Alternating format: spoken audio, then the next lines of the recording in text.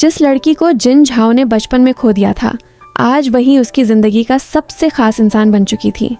लेकिन इस बार उनके रिश्ते में सिर्फ प्यार नहीं, बल्कि एक ऐसी गलतफहमी आने वाली थी जो जियांगमू का दिल तोड़ देगी। पिछले पार्ट के आखिर में जिन झाओ और जियांगमू के बीच आखिरकार वो पल आ ही गया था, जिसका इंतजार शायद दोनों काफी समय से कर रहे थे। लेकिन इस किस के बाद जियांगमू के सामने एक ऐसी बात आने वाली थी जो उनके रिश्ते को और भी गहरा करने वाली थी। रात का वक्त था। रूफटॉप बालकनी फेरी लाइट से सजी हुई थी और सामने जिन झाओ और जियांगमू अकेले खड़े थे। जिन झाओ ने मू को देखा और कहा कि उसने शायद बहुत ज्यादा शराब पी ली है, लेकिन मू तुरंत मना कर देती है। वह कहती है कि वह बिल्कुल होश में है। फिर अचानक वह जिन झाओ से अपनी पढ़ाई को लेकर सवाल करती है। उसका ट्रेनिंग कोर्स खत्म हो चुका था और अब उसे तय करना था कि उसे किस कॉलेज में अप्लाई करना है। जिन झाओ उसे अपनी माँ से बात करने की सलाह देता है, लेकिन तभी मू का चेहरा थोड़ा उदास हो जाता है। वह बताती है कि उसकी माँ चाहती है कि वह उसके साथ कनाडा चली जाए, और अगर वह वहाँ चली गई तो शायद बहुत लंबे समय तक वापस नहीं आ पाएगी। ये सुनकर मू सीधे जिन झाओ की आंखों में देखती है और उससे पूछती है, अगर मैं चली गई तो क्या तुम्हें मेरी याद नहीं आएगी? फिर वह और करीब आकर पूछती है, क्या तुम मुझे जाने दोगे? जिन झाओ के पास इस सवाल का कोई आसान जवाब नहीं था, क्योंकि इस बार बात सिर्फ कुछ दिनों की दूरी की नहीं थी। बात उस इंसान के दूर चले जाने की थी जो धीरे धीरे उसकी पूरी जिंदगी का हिस्सा बन चुका था। जिन झाओ अपनी भावनाओं को ज्यादा देर तक रोक नहीं पाता। दोनों एक दूसरे के बेहद करीब आते हैं और एक बार फिर गहराई से किस करते हैं। कुछ पल बाद जिन झाओ खुद को संभालने की कोशिश करते हुए कहता है, तुम होश में नहीं हो। लेकिन फिर वह खुद ही मान लेता है, मैं भी होश खो चुका हूँ, और दोनों फिर एक दूसरे के करीब आ जाते हैं। तभी नीचे से दोस्तों की आवाज आती है, जांगमू, ब्रैंडी, नीचे आओ, चिकन विंग्स तैयार हैं। दोनों को आखिरकार अपना ये प्राइवेट मोमेंट छोड़कर दोस्तों के पास जाना पड़ता है। मू जब टेबल पर पहुंचती है तो उसके चेहरे पर शर्म और इमोशन साफ दिखाई दे रहे होते हैं। दोस्त उसकी लाल और भीगी आंखें देखकर तुरंत जिन झाओ को डांटने लगते हैं कि इतनी अच्छी पार्टी में उसने मू को आखिर डांटा क्यों। मू कुछ नहीं कहती और दोस्त उसे ग्रिल्ड चिकन विंग्स देने लगते हैं। लेकिन असली रोमांस तो टेबल के नीचे चल रहा था। जिन झाओ चुपचाप सोफे के नीचे अपना हाथ मुंह की तरफ बढ़ाता है। मुंह भी बिना किसी को पता चले उसका हाथ मजबूती से पकड़ लेती है। ऊपर से दोनों बिल्कुल नॉर्मल बैठे होते हैं, लेकिन नीचे उनके हाथ एक दूसरे को पकड़े हुए थे। उधर बाकी दोस्त ड्रिंकिंग गेम्स खेलते हैं और आने वाले दिनों में हाइकिंग पर जाने का प्लान बनाते हैं। तभी अचानक आसमान आतिशबाजियों से जगमगा उठता है। सभी दोस्त उठकर फायरवर्क्स देखने लगते हैं, लेकिन जिन झाओ की नजर फायरवर्क्स से ज्यादा किसी और पर थी। वह मुस्कुराते हुए सिर्फ मू को देख रहा था। पार्टी खत्म होने के बाद जियांगमू काफी थक चुकी थी और उस पर शराब का असर भी था। जिन झाओ उसे अपनी पीठ पर बैठाता है और सीढ़ियों से उसके कमरे तक लेकर जाता है। कमरे में पहुंचकर वह कहता है कि आज उसने पी रखी है, इसलिए दोनों कल सुबह होश में बैठकर बात करेंगे।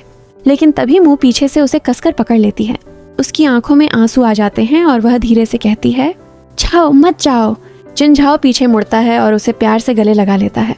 फिर उसे उठाकर बिस्तर पर लिटाता है। वह उसके जूते उतारता है, जूतों के फीते खोलता है और बड़े ध्यान से उसे कंबल ओढ़ाता है। मुंह नींद में हल्का सा मुस्कुराती है और अपना हाथ बढ़ाकर जिन झाओ के गाल को छूती है।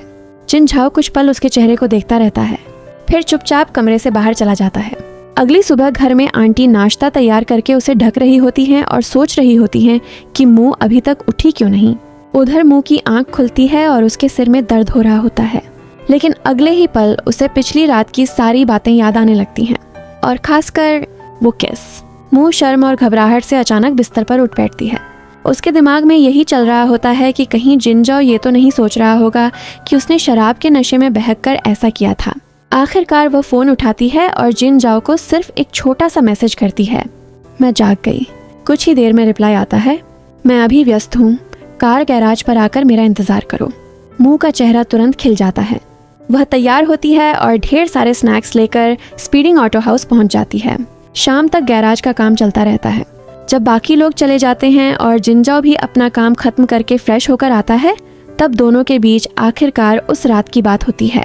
जिन झाओ सीधे पूछता है, अब नशा उतर गया? फिर वह पूछता है, क्या तुम्हें मुझसे कुछ कहना है? और सबसे जरूरी सवाल, क्या तुम्हें कल रात की बात का पछतावा है? मुंह बिना झिझके कहती है कि उसे बिल्कुल पछतावा नहीं है। हाँ, शायद चीजें थोड़ी जल्दी हुई, लेकिन वह पूरी तरह होश में थी। जिन झाओ अब मजाक नहीं करता।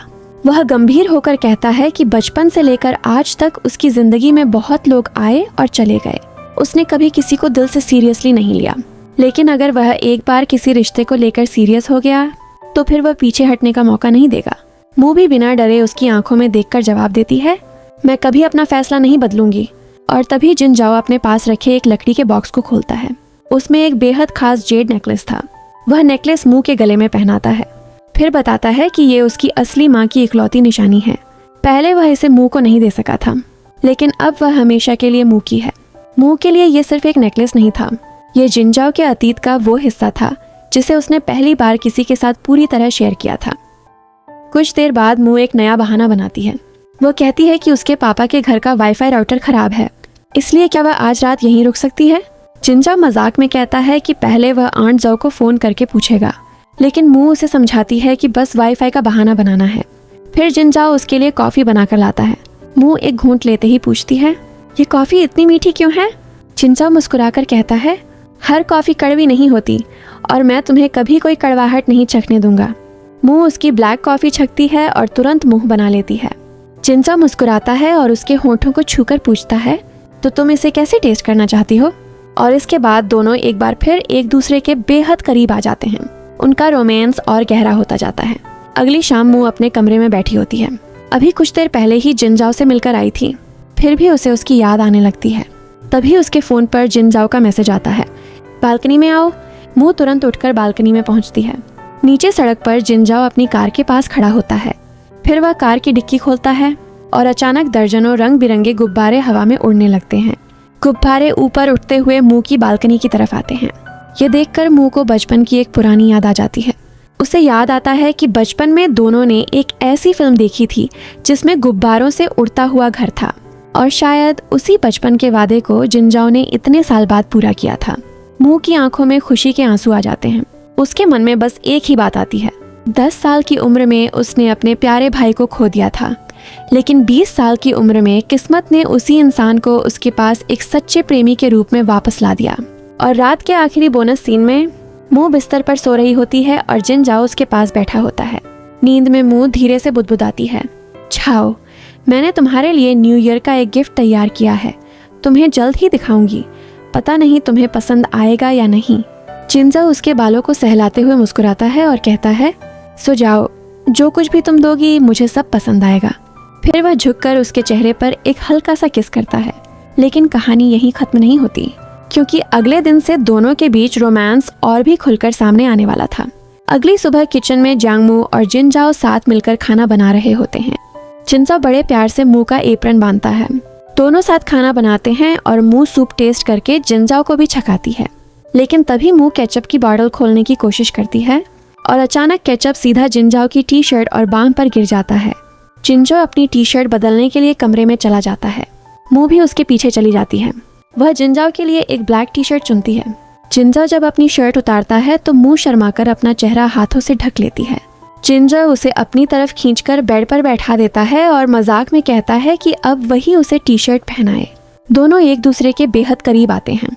ऐसा लगता है कि फिर से किस होने वाला है, लेकिन तभी घर का दरवाजा खुलता है। अंकल, आंटी और छोटी बहन जिनशिन अचानक घर वापस आ जाते हैं। दोनों तुरंत घबरा जाते हैं, कमरे की लाइट बंद कर देते हैं और चुपचाप खड़े हो जाते हैं। जिनजाओ उसे समझाता है कि डरने की जरूरत नहीं है, आखिर ये उसका अपना घर है।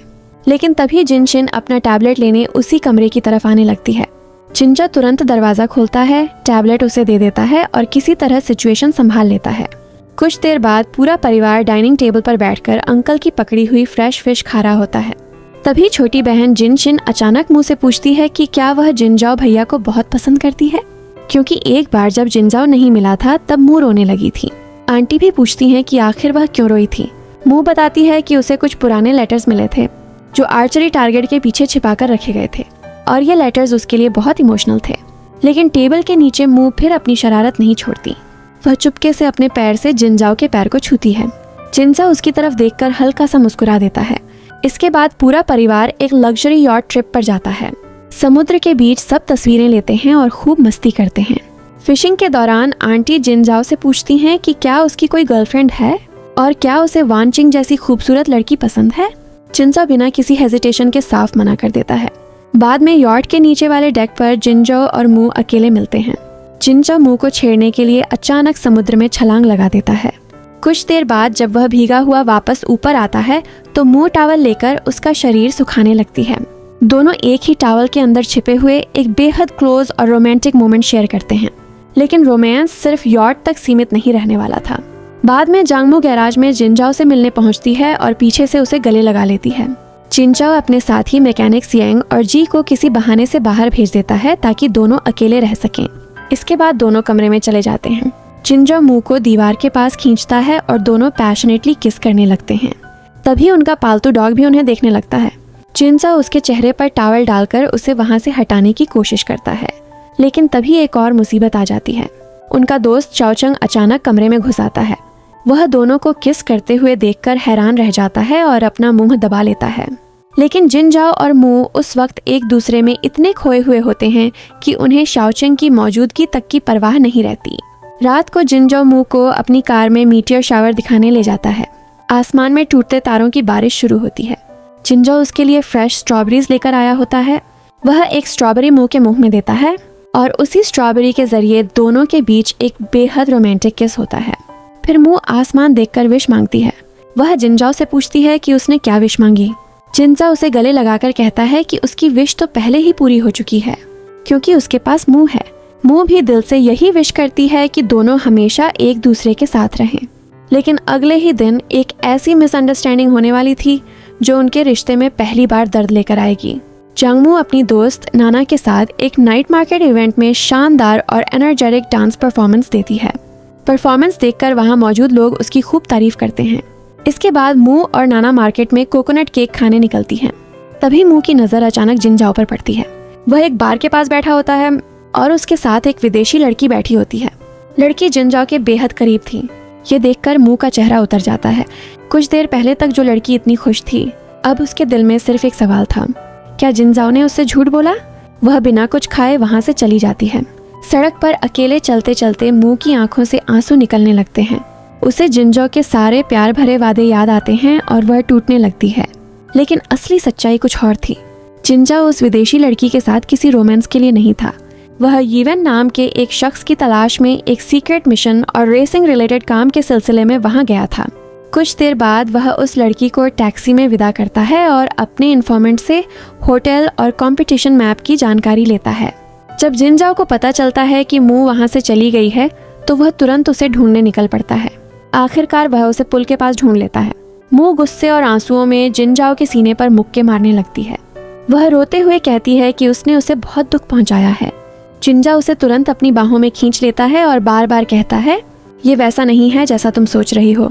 दोनों एक दूसरे को कसकर गले लगाए खड़े रहते हैं। लेकिन तभी गली की तरफ से आ रही आंटी की नज़र उन दोनों पर पड़ जाती है और वह दोनों को इस तरह गले मिले हुए देखकर वहीं की वहीं हैरान रह जाती हैं। और यहीं पार्ट 8 खत्म होता है। अब सवाल ये है कि आंटी ने दोनों को किस हालत में देख लिया है और क्या अब जांगमू और जिनजाओ का रिश्ता परिवार के सामने आने वाला है? अगर जानना है कि इसके बाद क्या होता है तो पार्ट 9 मिस मत करना।